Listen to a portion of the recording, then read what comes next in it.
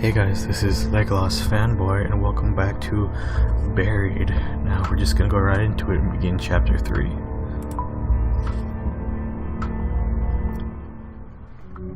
Ooh, nice background detail. Alrighty, let's see. We follow Marcus into what I can only describe as a control room of sorts. There are countless computer screens, some of which are obviously coming back on from having been shut off. Everything looks extremely complicated, from screens filled with code and data to what is obviously a security system. It reminds me of a miniaturized version of the operations center in just about every space travel movie I've ever seen. Marcus is running from one screen to another, apparently looking for some pertinent bit of information. "Where's the first aid kit?" I snapped at him. Marcus stops in his tracks, as if he has forgotten the whole reason for bringing us down here. "Oh yeah," he says, rushing to the left side of the room. There, he hunkers down by an opened panel in the wall, what I assume is the emergency vault from where he got his rifle. Look at the computer monitors, peer into the open vault. Look at the monitors. Why not? I don't see why not. I can make sense of very little that I see, mostly numbers, odd-looking maps, and charts. Altogether, they show what I assume is the working, beating heart of the peculiar facility Dennis and I have stumbled into. Aside from the charts, there are scrolling numbers running along the bottom of the screen. Some are temperature readings, but that's all I can tell for sure. I see one screen in particular that I assume would mean bad news for anyone using these monitors for work. Failure. Trial 142B aborted. Error 4532-5. Danger. Anomaly detected. Marcus finally pulls out the first aid kit and turns around. When I look back to motion Dennis over, he's paler than ever. "Come on," I tell him, but he's not moving from the place on the floor where he sits against the wall. I slide the first aid kit over to him and go scrambling to his side. Between the struggle for the rifle upstairs and arriving in this room, he's faded fast. I struggle to lift his shirt up and then over his shoulders as the dry blood holds it in place. The mere act causes him to grimace. "This might hurt a little," I tell Dennis. He only nods. He doesn't seem to care. Pull it slowly or rip it quickly. Well, I always grew up with rip the band-aid off quick, that way the pain's one and done instead of making it agonize for a longer period of time. He decided to rip off Dennis' shirt quickly. Figuring that the old rip off a band-aid metaphor applies here, I tear the shirt off of him quickly. Plus I don't feel like we exactly have a lot of time. Dennis lets out a scream of pain and fury. "What the hell, man?" "Sorry," I say, casting the bloody shirt aside for the moment. Wincing in pain, he leans back against the wall and takes a series of deep breaths. His wound is more visible now, although it's partially hidden by the blood that has started to clot around it. My medical knowledge is slim, basically just a bunch of basics I learned in Boy Scouts. I look over to Marcus hopefully and ask, "You have any training?" "Zero," he says. "Sorry." It's just as well, I guess. He's far too concerned with what's happening on the monitors to be of much help anyway. I start by taking out several rolls of gauze within the kit and wipe as much blood as I can away from the wound on his side. It's even worse than I had figured from the start. The gash is deep and dark. I'm pretty sure it's infected too. He's going to need stitches, that's for sure, but I have no idea how to even start that. Besides, I don't see the tools for it in the kit. When I splash rubbing alcohol over the wound, he responds with a hoarse yelp of surprise, but nothing more. His eyes are locked on me, and he looks appreciative, but he's also scared. "Be honest," Dennis says hopefully. "How bad does it look? Do you think I'll live?" "It looks really bad, Dennis. You'll be fine, no problem." "You'll be fine. I've got stuff to keep you good for now, anyway." He chose to comfort Dennis. "Good to know," he says, "because I sure don't feel like that." "You've been through hell," I say. "I think it feels worse than it actually looks." "Thanks, that's a relief." "I won't lie, you're going to have a scar," I say, trying to be funny. He chuckles a bit, but there's no humor in it. He rests his head against the wall and closes his eyes as I finish up. I place one layer of gauze against the wound and bind it with the medical tape. I then reinforce it with a second layer. I know it's meager, but it's all I can do. "Thanks, Roger," he says, actually managing to force out a smile. "I feel a lot better. I think I'll be fine." I'm not so sure about that, but I'm glad I was able to encourage him. I look back to Marcus, and he's looking back at us, deep in thought. My eye is starting to really swell up from where he kicked me earlier. Maybe I shouldn't have let him off so easy. Are these first aid kits all you have in this facility? I ask him. If there's something better, I don't know about it, he says. I notice then that his defensive posture is no longer there. Something is different now, just a slight change to his demeanor. He's seen something on those monitors that has him frightened, more than he already was before. What is it? I ask. What's wrong? His eyes travel around the room, and it's obvious that he's trying to decide whether or not to tell the truth. Come on, spit it out, or get up and look at the monitors. Well, I already looked at the monitors once and I can't tell, so just tell him to spit it out. Just what in the hell's going on here? I ask, not even really sure I want to know the answer. His defiant gaze tells me that he's not going to be any help, so I decide to look around for myself. After a few moments, I see a few things that even I can comprehend hidden in the complex information on most of the screens. On one screen, I see what looks like a power meter that is slowly climbing upwards. A single message is flashing beneath it. It reads, "Unexpected power failure, foreign entity." Another message trickling along the bottom of a black screen says, "Safety locks on level 3 contaminant doors engaged. Override?" I see still scenes on a few other screens that I assume are security cameras showing hallways and passages from elsewhere in the facility. One of them shows the first level hallway where we were just a few minutes ago. Another shows a hallway I don't recognize. The floor is covered in blood. From just off the screen, I see what I think might be a human body, but it's bent in an impossible way. It looks like the body's legs and torso have somehow been merged or melted into the floor. What's wrong with the systems, or what happened to the person there? Well, I know what's wrong with the systems. There's been a system failure because the power went out, so what happened to that person there? I have no idea. I didn't see it, he says. Whatever happened to that guy, it must have happened in the last minute or so. What the hell? I ask. Is something still happening? Are we still in danger? He turns away, clearly fearing he's already said too much. And as bad as that is, there's a scene on another monitor that makes my blood go cold, and my fear spike to levels somewhere near terror. The scene is very familiar. It's the logging site. The equipment is unmistakably mine. I can even see my truck. Something like fury starts to rise up in my guts, momentarily pushing aside the fear.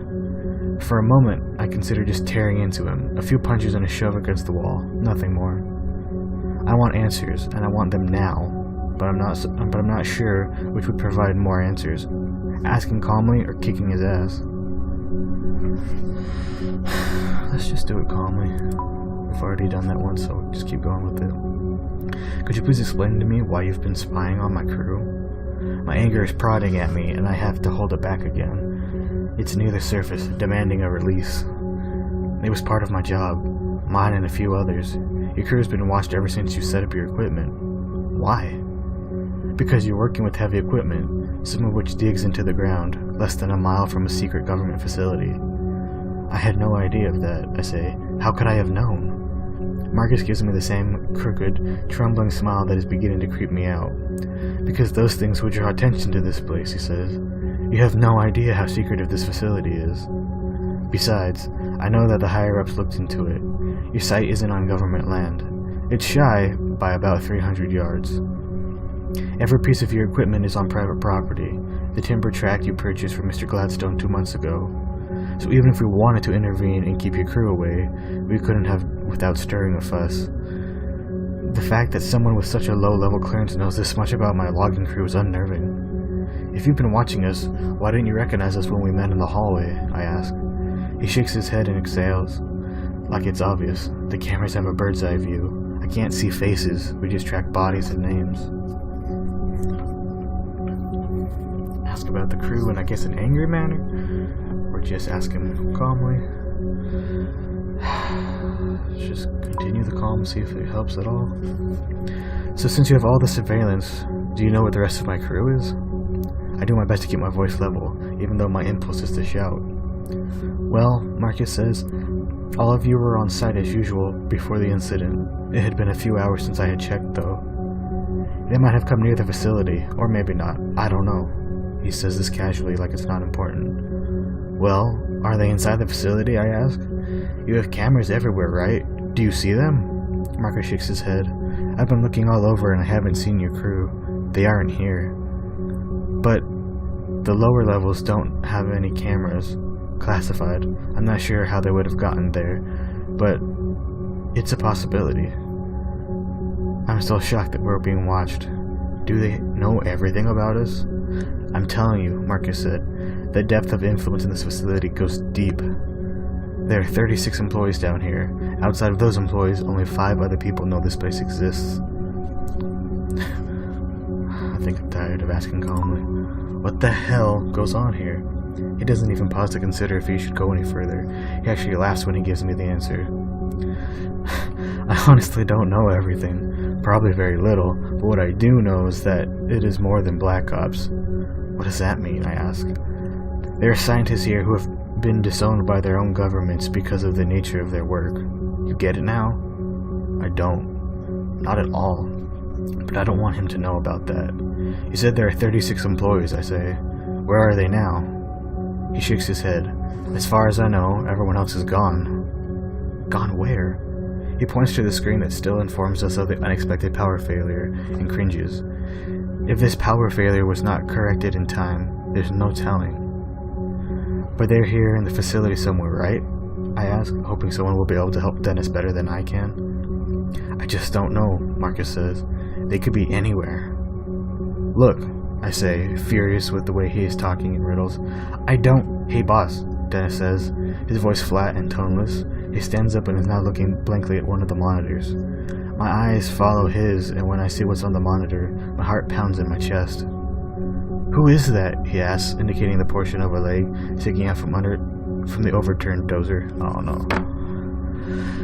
Guilt slams into me like a bullet between the eyes. In my panic and fear, I had avoided even trying to pull him out. More than that, I still haven't told Dennis. Holy shit, he says, looking closer. It's Tony. He's dead. Dennis looks like he's just been punched in the stomach. He looks at me unbelieving. Did you know? Dennis demands. Oh man. I don't know if I should tell him. I mean, if I say yes, then he's gonna be upset that I didn't tell him, but if he says no, he might be suspicious. I don't know what to say.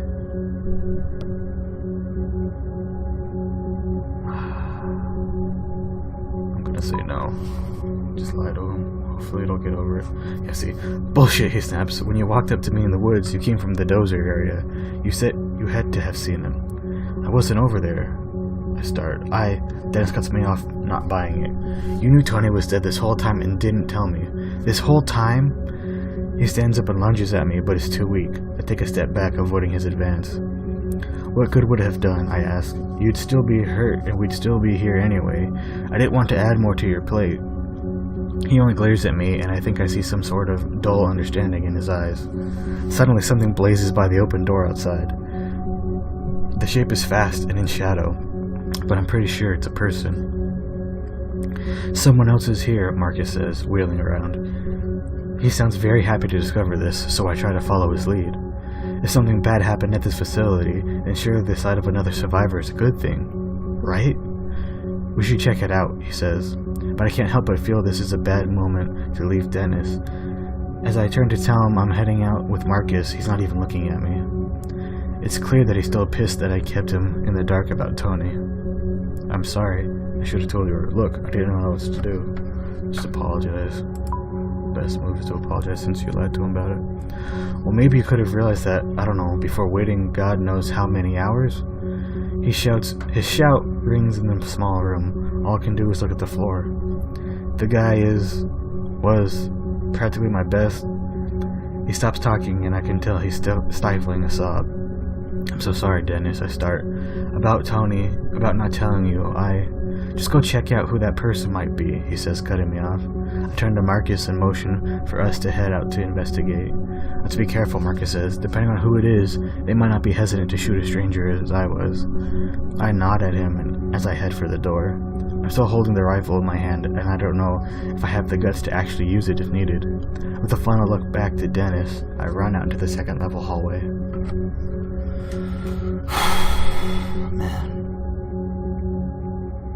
I mean, I understand why he wouldn't want to tell Dennis, because you already knew it was his best friend. Basically family is what he was saying. But you also didn't want to worry him. You were afraid I was afraid he was gonna be too distraught to do anything. So it's really all I could do was just tell him you're sorry and move about your day. Back in the hallway. Marcus follows. There is still fear in his eyes, but also the slightest glimmer of hope. That hope is contagious. We take off after the figure that just ran past the command center. Ahead of us, the facility presents yet another long hallway. Right away I noticed that this level of facility seems darker even though the lights are now on. The hallway is adorned with numbered yellow doorways and large white panels along the walls. It's clean and well maintained, but there's something ominous about it. Up ahead, I see the fleeting motion of something dark cutting quickly to the left down a corridor. There, I say quietly, pointing up ahead. Marcus gives a nod and we continue chasing after the person we saw blaze by the command center just moments ago. It's then it occurs to me that this person could be like Marcus was at first, armed and scared. Shout at them or move towards them slowly. Well, I don't know if shouting would help, but at least shouting would get them to know that we're here. But if it's not actually a person, it could be a bad thing. So let's just go slowly, just to be safe. It seems safest to not shout out to the potential bad group of people or whatever it is. When we reach the intersection in the hall where I'd seen the shadow moving, I ease around the corner, just in case. Sure, I had the rifle in my hands, but I don't want to use it unless I have to. I quickly dart around the corner and take the same shooting stance I've seen countless times on TV. There's a woman standing there, about 10 feet away. She has reddish blonde hair and a small, mousy build. She looks terrified and is visibly shaking. She's probably in her late 30s, wearing a lab coat with dark jeans and green Converse low tops. I have a strange sense that her fear is not just about our sudden appearance. She looks like a woman who's been running scared for a while now. Her hands are raised in surrender. She's not holding a weapon. Marcus slowly approaches, taking a few steps ahead of me. "It's Amy, right?" he asks. She blinks, seemingly surprised that he knows her name. Yes, she says. "And you're Mark?" "Marcus." She nods absently and then looks to my rifle. I'm not gonna use it, just tell her that. She already seems terrified as it is. "Now how do I know that?" she asks. "You're trespassing on government property in the midst of a huge catastrophic event, and you have a rifle. How am I supposed to believe you?" "I have a friend back in the command center who needs medical attention," I say, "and we're looking for the rest of our crew." "I'm really sorry, but I don't know where they are," she says. "Do you know what's happened?" Marcus asks. "From the power outage?" "I don't know what caused it," she says, "but there was an experiment taking place when the outage occurred. Something happened and..." She trails off here, giving me a look of distrust. I saw things on the security monitors," Marcus says. "The experiment failed, didn't it?" "I don't know the specifics," Amy says. "I barely escaped the 3rd floor. I was going to go to the command center to see if the security footage showed anything, but then I saw you and the gun." Listening to their conversation, I'm feeling totally in the dark. What experiments? What has you so scared? This is like a 50-50 the same question. Why are you scared? Of the experiments. What experiments? Let's just ask what has her so scared. Amy looks to me, her eyes wide and terrified. "Who are you, anyway?" she asks. I quickly give her my story. A logger stranded in the woods following a peculiar explosion at a logging site. As I tell her, recognition blooms in her eyes. "You're one of the loggers?" "Yes." She then looks to Marcus and says, "I thought they were being watched." "They were," Marcus says. "This was a freak accident, and there's no proof that they were responsible." I feel myself wanting to submit all of the questions that are piling up in my head, but Dennis is waiting for me. Ask about medical help for Dennis. I don't know if she has any experience, but at least something would help. I decide that despite my curiosity, I need to get Dennis help as soon as humanly possible. "Look, is there any medical help to be had here or not?" I ask. "Probably," Amy says, "but you'd have to find Colonel Barstow. He knows where all the sorts of supplies are." "And where is he? Where's everyone else?" I ask. At this, Amy starts to weep. She falls to her knees as if someone had struck her from behind. Gone, she says. Some were killed and some were just... I don't know. They disappeared right in front of me. What the hell's going on here again? Or disappeared? Disappeared. Yes, she answers. They were here 1 second and gone the next. Just... She snaps her fingers together for effect. Gone.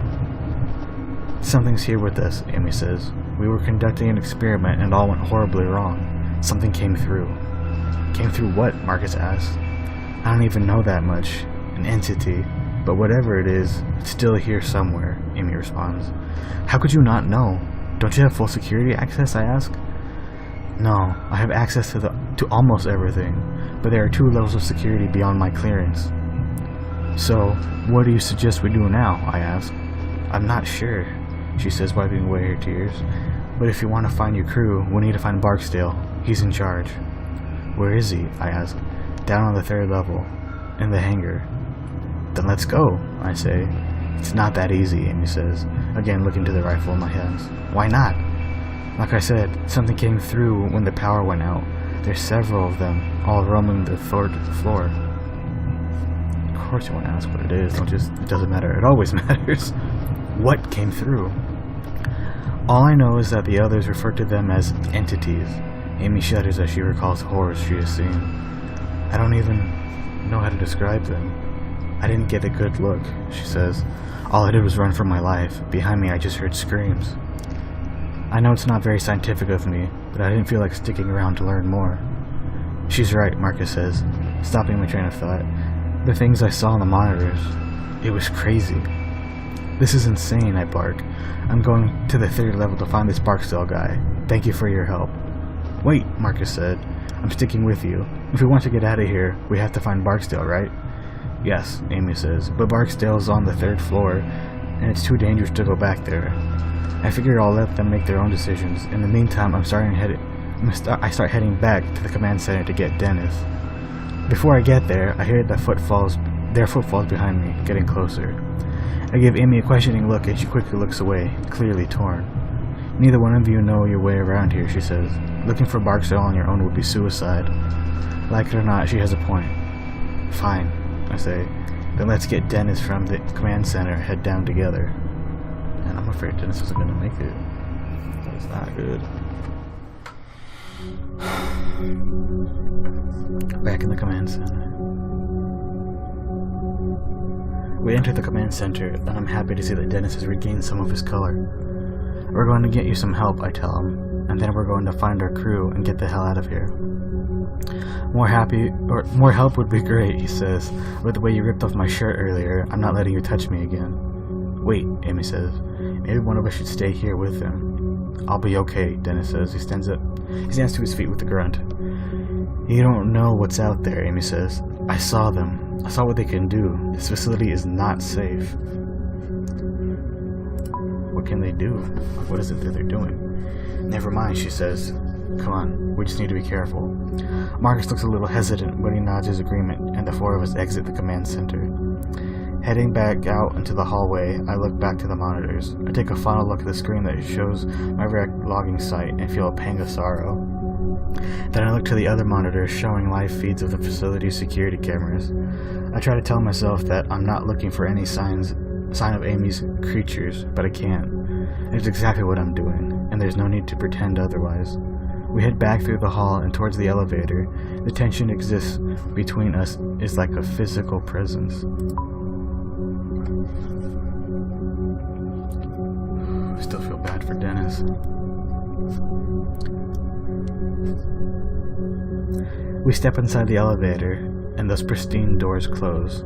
Inside the elevator, Amy seems to become much more guarded and distant from us. I want to assure her that I mean her no harm, but I'm also not going to put the rifle down. So you have pretty high clearance in this place, right? I ask her. That's right. So what kind of experiment are we talking about? What went wrong? When she starts to answer my question, I can tell that it is something of a relief for her to get some of it off of her chest. There's been a lot of work on a project taking place here over the last 3 years or so. The purpose is to find out if there's any real viable science behind point-to-point instantiation. Like teleporting, I ask. Oh my god, Marcus says. I had no idea. I knew there was some weird stuff here, but nothing that insane. It's really not all that insane, Amy says. We found our first major breakthrough about 9 months ago. We were able to teleport a live rat from its cage on level 3 to a small lab in New Mexico. The trip took the rat 5 seconds. Are you kidding me? Dennis says. I can tell that he wants to sound as if he's mocking the idea, but he fails. He is scared. Not at all, Amy says. The problem was that when the rat arrived, its retinas were detached and its intestines were on the outside of its body. Well, that's wonderful. What does this have to do with us now? Or did you ever perfect it? What does this have to do with us now? Well, about 6 months ago, we successfully made the same experiment. The rat arrived in great health, and this time in just 3 seconds. Still, one of the things that we need to tweak in order to make the process completely safe was how to figure out to keep the subject on a straight course. When the matter is being transported, not only are its atoms being unknit and then put back together upon arrival. Unknit? Transported? So that's the unknit question. Yes, deconstructed and translated through space. It's the only way we know how to do it right now. But the issue, as I said, comes in keeping the deconstructed subject on a straight course to its destination. When the process occurs, we are deforming space-time. We are creating a shortcut through space, and that has risks. What exactly? Dennis asks. Because there are many more dimensions in space than the 3 we exist on, she explains. There's some evidence that there are as many as 10. So when you send the rat to New Mexico, it's traveling through another dimension to get there? I ask. Basically, and because of that, we were trying to get a better understanding of what those other dimensions are capable of.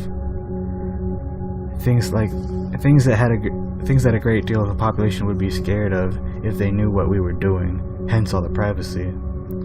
Then today the power went out as we were right in the middle of an experiment. Something happened. What? I don't know.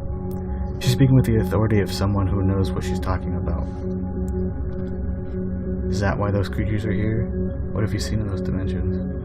Ooh, this is where my curiosity comes into play. What have you seen in those dimensions? Other worlds, other tag-mark universes, where our laws of nature don't apply, she says, not bothering to explain what that means. I'm not cleared for such things, but I do get the reports. What reports? Marcus asks. I'm given access to the results of the test.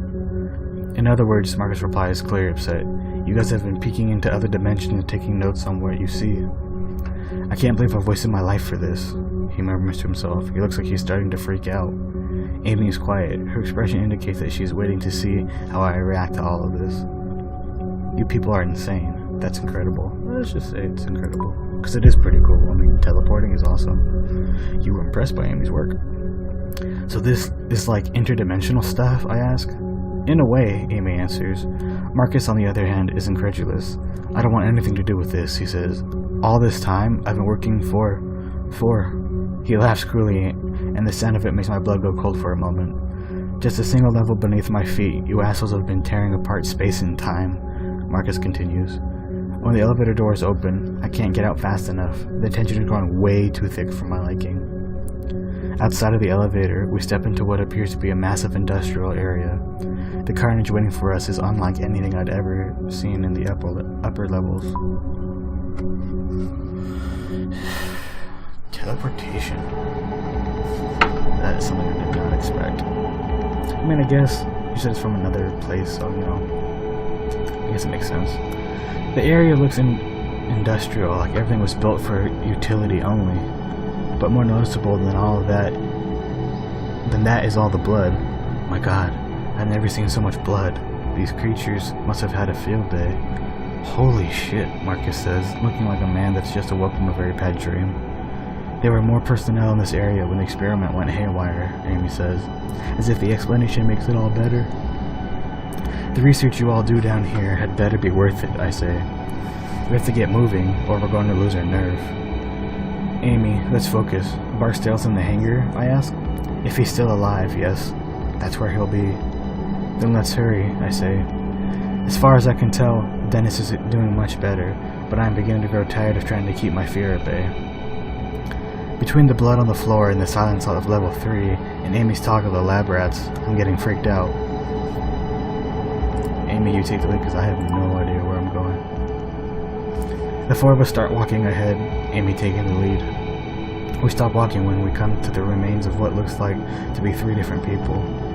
It is hard to tell how many bodies there were because they have been torn to shreds and are distorted.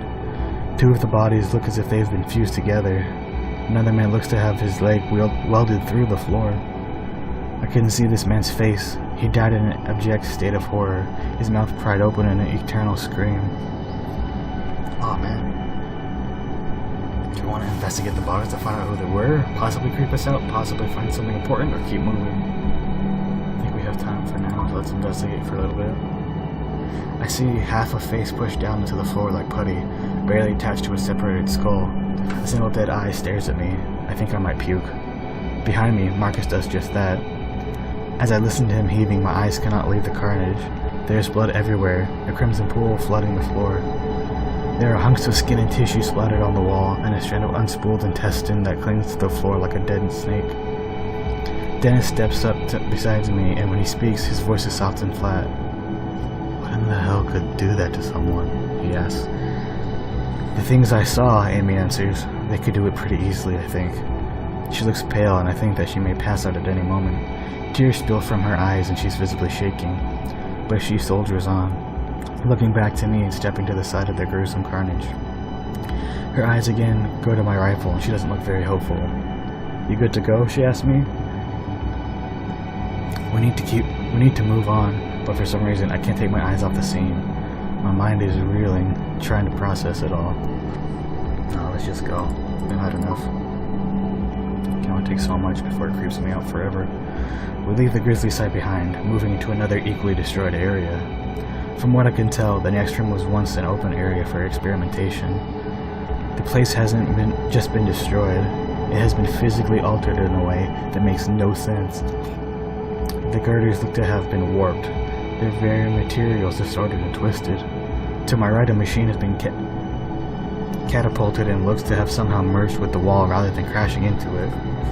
Beyond these phenomena, there is a standard violence I was expecting to see. There is a limp arm sticking out from underneath the wreckage, and more blood. I see no signs of an explosion, which makes me wonder just how this happened. Seeing the aftermath is sickening enough, but it makes me wonder if Amy saw it while it was happening. Did you see what happened to those girders? Did you see how these people died? I care more about the people than the girders, so... I only caught a glimpse of it, she says, taking a deep breath.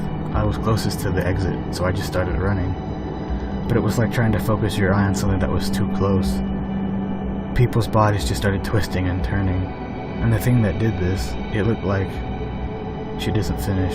She's cut off by some sound echoing through the facility. It comes from behind us and slightly to the right. I'm not sure what it is, but it makes my blood feel like ice. It sounds almost like static from an AM radio, but there's a high-pitched noise beneath it that I can't even start to fathom. What in the hell was that? I ask, instantly clapping my hands to my ears. One of them, Amy says, her voice a whisper. One of the creatures. That's what they sound like? Dennis asks. I see that he's leaning against the wall again, wincing at the noise. Suddenly I realize that I have a death grip on the rifle, ready to shoot at the next thing I see. How far away do you think they are? Anything between us and them? Again, it's a 50-50. Either one would work. How far away do you think they are? About 100 meters, she answers. Not far. Everyone seems to take this as a cue to start moving again. We make our way around the office wreckage, now with new purpose in our step. We barely make it to the other side of the room, approaching a dark hallway, when another high-pitched noise sounds out. This one is louder. Closer. We all share a terrified look, and I can tell that Amy is on the verge of losing it. I grip the rifle tightly as we head towards the hallway in front of us. How much further to the hangar? Can you kill these things?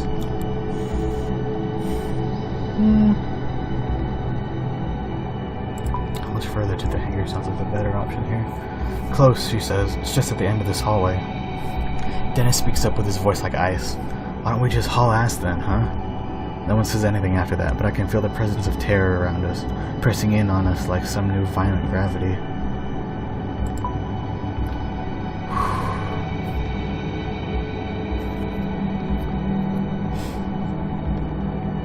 Another bloody hallway, I see. It's got like a sidewalk hallway though. Ah, it's a utility hallway, okay. The small utility hallway is well lit. It looks as if it was designed to only be used by select maintenance workers. What goes on in this area? I ask. I'm looking at Marcus as I ask the question, but he only shrugs in response. She might know, he replies, pointing to Amy. I've never been down here before. It's just a utility hallway, Amy says, but at the end there's a maintenance room. There should be a gun or two in there. It's also the most direct path to the hangar entrance. As we walk quickly and quietly down the hall, I take a glimpse ahead and feel the hair on the back of my neck stand on end. The lights become more sparsely spaced, and it's impossible to see just how far the hall extends into the darkness. This hallway has the occasional trace of bloodshed, but nothing like the main area we've come from. We continue farther down, and just as I begin to see what it looks like a large metal door further ahead, I hear yet another shrill sound. This one sounds farther away, but no less demonic. How many of these things do you see? Dennis asks Amy. 3. But that's just what I saw. There could be more. What did they look like? Dennis asks. Can we talk about something else? Yeah, what are we doing? I want to know. Yeah, what are we dealing with? I don't even know how to explain them, she says. Monsters. That's the only word I can think of. My mind seemed to struggle with just trying to understand what I was seeing. They're big and they seem to jerk around every few feet or so. They look like they're made of light. That's all I know for sure. You know, my ex-husband always said I'd let my work kill me. She continues, seemingly unable to stop herself. I mean, I doubt he imagines this exact scenario, but still. As we make our way to the hangar doors, another high-pitched noise rings out, angrier now. Amy stops walking, causing all of us to stop and turn to her. We have to do something to slow those things down, she says. No, Marcus snaps. There's no time. We need to distance ourselves and get to the hangar. Fast. Amy ignores him, deep in thought. There's an old hydraulic door set in the wall right here, she says. It hasn't been used for years, though. She looks to me, pleading her case. Together we might be able to pull it closed behind us to keep those things back. Those old hydraulic doors weigh a ton, Marcus says. There's no way it'll work. Roger, Amy says. What do you think? They'll have a hard time getting to us if these doors are locked. Look, Marcus shouts, turning to me. We need to get to the hangar. Now! Let's stop and close the doors first. Let's keep moving to the hangar. We need to close the doors any chance we get to try to slow these things down.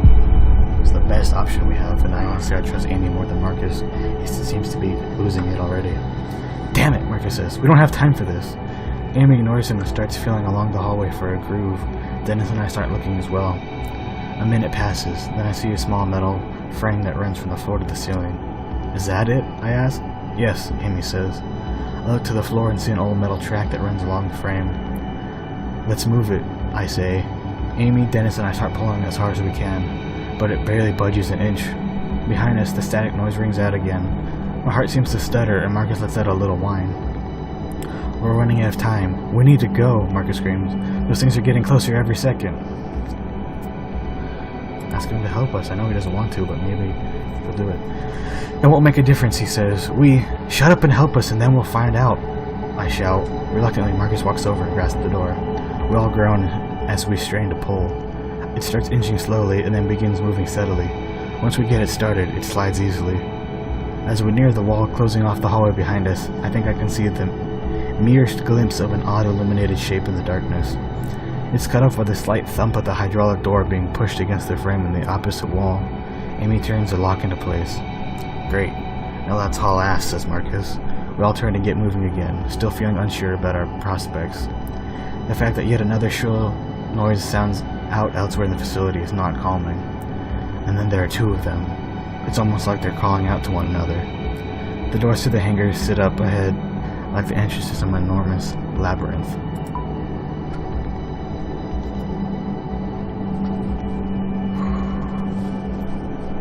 It's a big spurt of blood on a massive hangar door. That's not good. When we reach the hangar doors, I get a true sense of how impenetrable they are. A computer terminal is mounted on the wall nearby and has a blinking red light. Any idea what this means, I ask? It's an automatic lock, a failsafe from the lockdown, says Amy. I've never been down here before, Marcus says. If I had known this door was here, I would have opened it earlier. How? Amy asks, the fear in her voice is more present than ever. From the command center. You need to override from there first, then use this terminal to open the hangar doors. The command center is on the 2nd floor, I ask. Or the command center on the 2nd floor, I ask? Yeah. Amy shakes her head and lets out a nervous laugh. Are you kidding? We just pulled the hydraulic door and blocked off the hallway, remember? If we want to get into that hangar, we have to go back to the command center, Marcus says. Isn't there another way? Turning to Marcus, Amy replies, well, there's another elevator, but we'll need to go through biochem storage. I need to stay with Dennis so he can rest, I say. You two go. You know your way around this place, and you know the controls, Marcus. Fine, Marcus says, but we'll need to be armed. I don't want him to hurt her. Give Amy the gun. I hand Amy the rifle and she turns to go. Marcus gives me a concerned look, but follows along behind her. Once Amy and Marcus make it a good distance down the hallway, Dennis lets out a nervous laugh. And then there were two, he says. Dennis looks much better, but he still needs to use the wall to stay standing. Didn't Amy say that there were guns and emergency kits in the maintenance room near the hangar doors? I ask. Yeah, I think so, Dennis says, looking exhausted. I look ahead and see a door to the right that reads maintenance. Might as well give it a try. I go to the door, try to open it, and find that it's locked. Kick it down? How is kicking it down gonna work? I think everything in here is made out of metal. Just try pushing with my shoulder. If that doesn't work, I can try kicking it down. Give it a hard shove, but it doesn't budge. I'm about to try again when I hear a gunshot from down the hallway. My first thought is that it's Amy and Marcus have come upon one of those things, one of the monsters. But I don't hear any of that strange static sound I've come to associate with them. Alarm bells go off in my head, and before I know it, I'm heading back down the hall, away from the hangar door. Stay here, I'll be right back, I whisper over my shoulder to Dennis. See if you can figure out how to get in that maintenance room. You're going? Where are you going? He asks. I don't bother to answer him as I bound through the door where Amy and Marcus went. Please don't tell me that someone killed the other one. Well, there's blood, but there's blood everywhere almost in this place, so I don't know if it's fresh. As I enter the biochem room and start walking between the massive silos, I wonder what classified chemicals could be inside of them. I'm fully expecting one of Amy's creatures to come flying out from the intersection of halls up ahead. I think I overhear a woman's voice. It's Amy. Stop! Let go of the gun! I run ahead so fast that I almost trip over two people in a life or death struggle. My mind tries to process what I'm seeing, but it makes no sense. Not at all. Marcus is wrestling with Amy, trying to take her gun away. When this doesn't work, he throws her to the ground and starts choking her. Her face is turning purple, and her eyes look like they might pop out of her head. Marcus sees me coming out of the hallway, but acts as if what he's doing is perfectly normal. Don't ask him what he's doing, just stop him. Just freaking football tackle him. I start rushing towards him before I really know what I'm doing. I bring my fist down in a hard arc across the bridge of his nose, and I'm rewarded with a sick cracking sound. He cries out as he falls to the ground, looking at me as if he doesn't understand why I punched him. On the floor, Amy clutches at her neck and gasps for breath. I start to fear that I was a moment too late just as I see the rifle has been thrown across the floor. Marcus seems to notice this at the exact same moment I do. Go for the rifle or hit Marcus. Do I think I could punch him and then get it? Oh, that'd be faster. I think he's better than me, honestly. I don't need to punch him again. To be completely honest here. I deliver a surprisingly strong blow with my right hand, clipping his chin for my awkward position. I'm in the process of planting a knee in his chest to hold him down when his left foot comes out of nowhere, landing hard. The kick catches me squarely in my ribs, knocking the breath out of me. What the hell are you doing? He asks me. By killing her, I'm saving us. All this was her fault. I sense that he truly believes this, but if that's the case, then why not just attack her when we were all together? The answer is simple. I might have stopped him. He wanted to kill her in private. And then what? Would he have done the same to Dennis and me? It seems fitting, really. When we first came upon Marcus, he'd held a gun on us. I'd been so relieved to see another human being that I had underestimated just how unhinged he was. Marcus and I both dive for the rifle still laying on the floor, start wrestling for possession, but I'm not confident I'll come away with it. As we struggle, he starts inching the muzzle of the gun towards my face, a position I do not want to be in. I start pushing back hard, but if this thing accidentally fires, I'm not sure where I'd prefer the bullet to go, especially in this room full of chemical tanks. Headed towards Marcus. So locking his eyes, forced towards Marcus. I grunt as I push the muzzle towards his face. Realizing he is literally looking down the barrel of a gun, Marcus ducks his head out of the way. This makes him lose leverage, allowing me to yank the gun from his grip. I get to my feet as quickly as I can, swinging the rifle back around on him. For a moment, I think I've knocked him out, but his eyes flutter and he looks at me as if I've betrayed him. Her people, he says. It was them that did this. She deserves to die. She did this. I look to Amy and wish I could help her. I'm relieved to see that she's managing to draw in a few breaths. Her legs move as she tries to push herself into a sitting position. You wouldn't know, Marcus says. You didn't work here under their secrecy. You don't know what it's like to. He surprises me by lunging towards me, leaping from the floor like a human projectile. I don't have time to aim carefully. I have to react fast. Oh, God.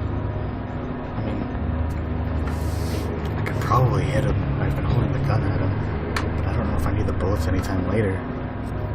I feel like dodging him would be easy too, but I'm just gonna try to dodge it. I don't want to waste the bullets. I don't know how many I have. His aim is poor and his strength is failing, so I dodge him easily. Oh, thank God. I don't want to have a gunshot go off and alert those creatures to where we are. Oh, I didn't even think about that. Making a hard jab of the butt of the rifle, striking him in his chest. Something crunches and he lets out a whoosh of air. He crumples for a moment and then goes to his knees. He roars in pain on the floor. Only after a few moments I realize that they are not purely screams of pain. The bastard is calling for them. Calling for those creatures to come for us. This place is evil, along with everyone involved, he wails from the floor. If you were taking her side, then you deserve to die too. If you want to stop me, you'd better do it now, you coward. The rage in his eyes at Amy, as well as towards me for stopping him, makes me think that he'll deliver on this threat. I raise the rifle again. Every urge in my body wanted to make sure he doesn't come back to bite us, but I am not a violent man. I could easily not kill him and just leave him behind. I think I might need it for protection later. He's screaming, but it's not nearly as loud as a gunshot. I'm pretty sure he's not going to beat him over the head with the butt of the rifle, so just let him go. I wouldn't try to knock him out, but I would let him go. Just like when I could barely shoot earlier as he was coming at me, I can't bring myself to deliver a kill shot. I ignore him and lean down to Amy. You okay? I ask. She nods slowly. Have to go, she says, her voice raspy. They'll be here any minute. Too much noise. I have to hold her arm so she can get to her feet. We start forward and then I think of Dennis. We should go back to the hangar doors. I say, I can't just leave Dennis there. There's no time, Amy says. You need to come with me up to the command center. Now. We'll be back for him soon. You're all dead now anyway, Marcus shrieks. If they don't get you, I will. He laughs maniacally after saying this, hooting like a madman. As if in response, a high-pitched noise tears through the hallway. I seem to feel it in my bones. They're following his noise now, Amy says, her voice still weak. She takes off away from Marcus, presumably towards the elevator she had mentioned moments ago. I follow her. As we move out, I hear Marcus slowly pushing himself off the ground and stumble, slipping in between the tanks and disappearing. We start running it, and after the first few strides, another noise sounds out. It sounds mechanical, but at the same time it also reminds me of recordings I've heard of whale songs. A sound of metallic creaking and crashing echoes through the door I came in through. They've reached the hydraulic door we pulled, Amy says, confirming what I'm thinking. The sound grows louder as it's clear they're struggling with it, which is good. We have a bit more time. I speed up my step to follow Amy as she leads the way to the other elevator. She's panting furiously, but pushes on. I can hear something rattling in her breath, likely the result of Marcus's attack. This makes me imagine how his cold, uncaring eyes must have looked, staring down at her as he tried to deliver her to her death. He is still how she is still forging on is beyond me. I'm sorry about Marcus, I say. It's not your fault, she interrupts. At least you handed me the gun. I just hope we can find a way to survive this mess. We'll be fine, don't worry. Don't say anything. We'll be fine, don't worry. We'll get out. I'm not so sure, she says, her eyes fixed straight ahead. I'm not sure I can blame her.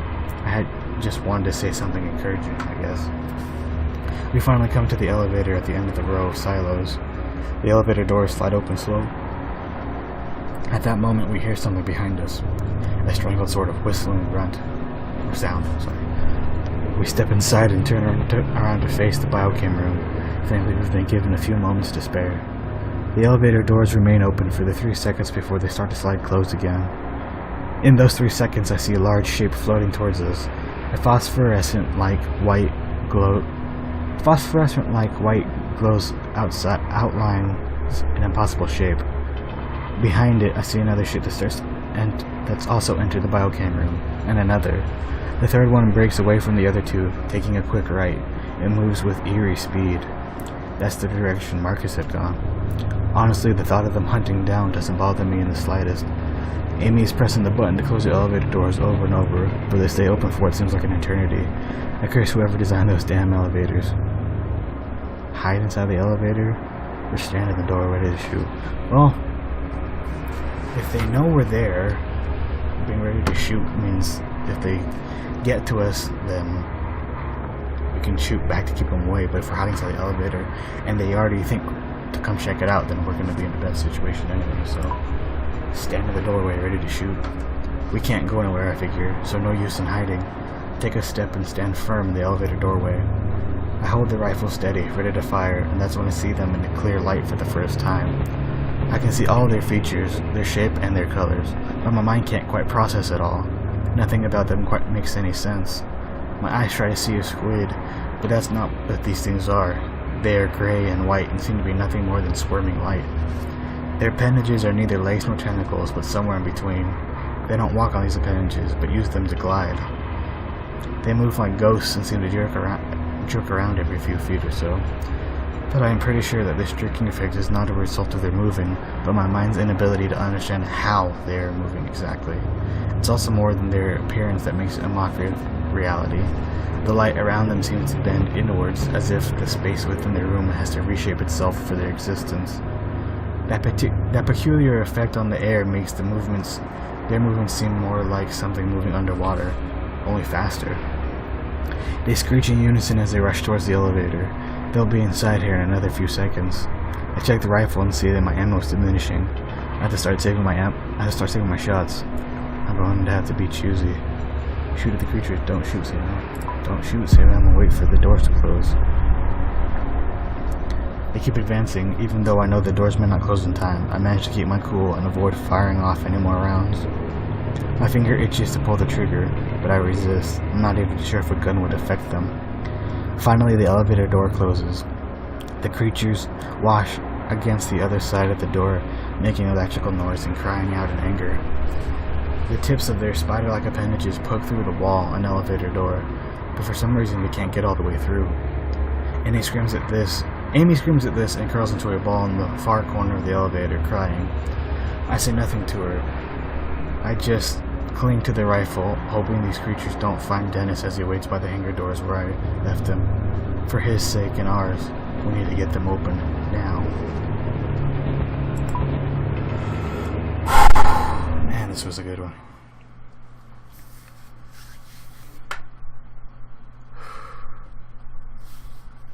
The blunt truth. Even 59% of players told Dennis he'd probably be fine. Slow them down. Even 35% of players sided with Amy on pulling the hydraulic doors. Really? Who'd have trust? Even 69% of players gave the gun to Amy. Murder or mercy. Even 58% of players left Marcus alive. An hour later, even 68% of players conserved your bullets for later instead of shooting the creatures. Kinda surprised that more people didn't want to slow the creatures down. I mean, it turned out, from my perspective, that it's the best case because they were coming behind us and we ended up having to stop and go a different way anyway, so that I think really saved us a lot. So I can't wait to see what the end of this is. I don't know how many chapters there are. I want to say maybe 5 or 6 because this has been going on for a while. I mean, at least a half hour per each Let's Play here with each chapter. But anyway, thanks so much for watching. Leave a like on this video, leave a comment down below, subscribe, share with your friends, and as always guys,